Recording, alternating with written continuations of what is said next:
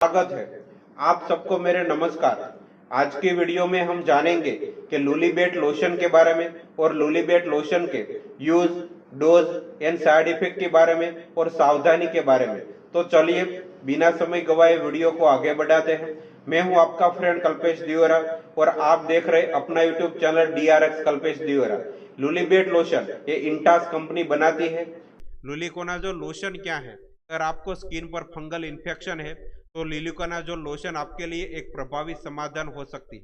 ये विशेष रूप से त्वचा पर होने वाले विभिन्न फंगस के संक्रमण जैसे एथनिक फूड, रॉकीज और दांत से निपटने के लिए बनाई गई दवा है। लूलिकोनाजोल लोशन के प्रमुख लाभों में से एक यह है कि एजोल्स नामक एंटी फंगल दवाओं के एक वर्ग से संबंधित है जो फंगस के कारण होने वाले संक्रमण के इलाज के लिए बहुत ही प्रभावी दवा मानी जाती है। त्वचा या प्रभावित हिस्से पर लगाने पर लूलिकोनाजोल लोशन संक्रमण यानी इन्फेक्शन के लिए जिम्मेदार कवक को मारकर या उसकी वृद्धि और विकास को रोककर उसका प्रभावी तरीके से इलाज करती है। फंगल इन्फेक्शन से पीड़ित लोगों के लिए यह एक पसंदीदा दवा है।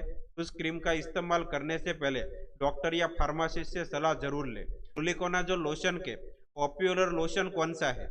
लूली फ्रेश लोशन ये स्मार्ट कंपनी का आता है, ये मैं अभी आपको बता रहा हूँ उसके बारे में। दूसरा है लूलीफिल लोशन, ये यूनिसन कंपनी का आता है। तीसरा है लूली ड्रम लोशन, ये एरिस्टो फार्मास्यूटिकल कंपनी का आता है। लूलीफोर्ड लोशन ये लिफोर्ड कंपनी का आता है। लूलीजोल लोशन ये KLM लेबोरेटरी का आता है।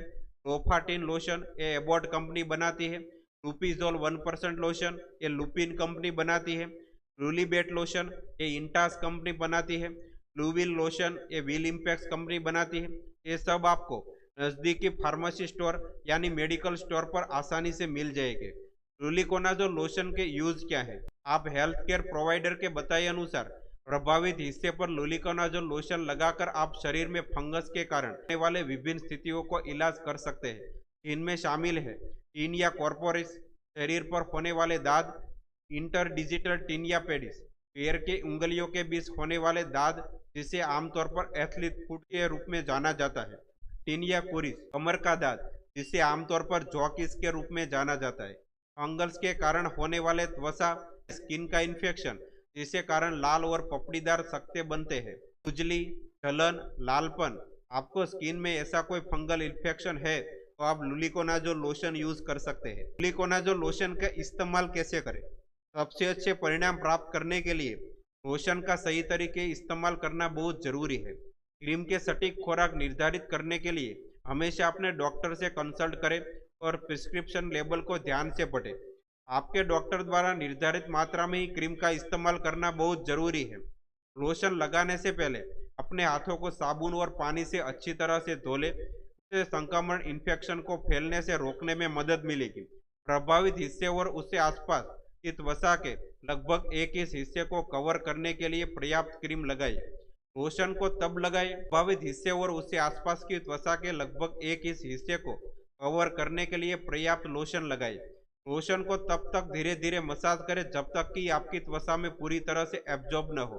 लोशन को समान रूप से लगाना सुनिश्चित करें और बहुत ही अधिक या बहुत कम मात्रा में लोशन न लगाएं। अगर आपको बेहतर महसूस हो रहा है तो भी अपने डॉक्टर बताए अनुसार लूलिकोनाजोल लोशन का इस्तेमाल करना जारी रखें। अगर आप निर्धारित अवधि से पहले कि उसका इस्तेमाल करना बंद कर देते हैं तो हो सकता है कि आपको संक्रमण को पूरी तरह से इलाज न हो और ऐसे में आपको लक्षण वापस हो सकते हैं।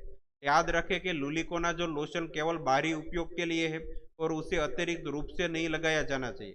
ध्यान रखें कि ये आपकी आंखों, नाक या मुंह में न जाए। अगर गलती से इन हिस्सों में लोशन चले जाते हैं तो उन्हें साफ पानी से अच्छी तरह से धो लें। लूलिकोनाजोल लोशन का इस्तेमाल योनि यानी वजाइनल वाले हिस्से में नहीं किया जाना चाहिए। यदि ये दवा के उपयोग के बारे में आपके कोई प्रश्न है तो अपने डॉक्टर या फार्मासिस्ट से पूछें। लूलिकोनाजोल लोशन की सावधानी यानी प्रिकॉशन क्या रखें? किसी भी अनसही साइड इफेक्ट से बचने के लिए कुछ सावधानी बरतना बहुत जरूरी है। लूलिकोनाजोल लोशन का उपयोग करने से पहले आपको एक कुछ सावधानी बरतनी चाहिए। डॉक्टर से जांच करवाए बिना, उनकी सलाह के बिना स्किन से जुड़ी किसी भी समस्या के लिए लोशन का इस्तेमाल न करें। अगर आपको इस दवा के किसी भी घटक या इंग्रेडिएंट से कोई एलर्जी है या किसी और दवा से एलर्जी है तो अपने डॉक्टर को इस बारे में जानकारी दें। आप अपने फार्मासिस्ट से दवा के घटकों के बारे में पूछ सकते हैं और सुनिश्चित कर सकते हैं कि आपको उनमें से किसी घटक से एलर्जी तो नहीं है। आप वर्तमान में जो भी दवाई, विटामिन या न्यूट्रिशन सप्लीमेंट या हर्बल दवाई ले रहे हैं, उनके बारे में अपने डॉक्टर या फार्मासिस्ट को जानकारी दें। यह जानकारी उन्हें यह निर्धारित करने में मदद करेगी कि उन सभी दवाओं और उत्पादनों या लुलिकोनाजोल क्रीम के बीच कोई संभावित इंटरेक्शन तो नहीं हो सकती। अगर आपको पहले से कोई बीमारी या मेडिकल कंडीशन है तो उसके बारे में अपने डॉक्टर को जानकारी दें। यदि आप गर्भवती, प्रेग्नेंट है या प्रेगनेंसी प्लान कर रही है या वर्तमान ब्रेस्ट फीडिंग करवा रही है तो लुलिकोनाजोल लोशन का इस्तेमाल करने से पहले बारे में डॉक्टर को जरूर बताएं। लुलिकोनाजोल लोशन के साइड इफेक्ट क्या है?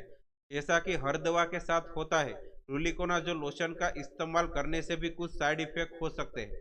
अगर आपको उनमें से कोई लक्षण दिखाई दे रहे जो लगातार बना हुआ है या समय के साथ और बिगड़ रहा है तो तुरंत अपने डॉक्टर को इस बारे में जानकारी दें। कुछ लोगों में इस दवा के कारण एलर्जी भी हो सकती है, जैसे कि त्वचा पर लाल चकत्ते बनना, चिली या सेरे, होठ या जीभ में सूजन आना। अगर आपको उनमें से कोई लक्षण दिखाई दे रहे तो तुरंत डॉक्टर से बात करें। बहुत ही कम मामलों में लुलिकोनाजोल में सूजन, लालपन और दर्द में बढ़ोतरी भी हो सकती है। अगर आपको भी ये सभी लक्षण दिखाई रहे तो जल्द अपने डॉक्टर से बात करें। आपको दवा लगाने की जगह पर जलन, खुजली या सुमन जैसी संवेदना भी हो सकती है। यदि लक्षण गंभीर या बने रहते तो अपने डॉक्टर से बात करें। कि आपको लुलिकोनाजोल लोशन का उपयोग करते समय कोई भी असामान्य समस्या दिखाई दे तो तुरंत अपने डॉक्टर से बात करें।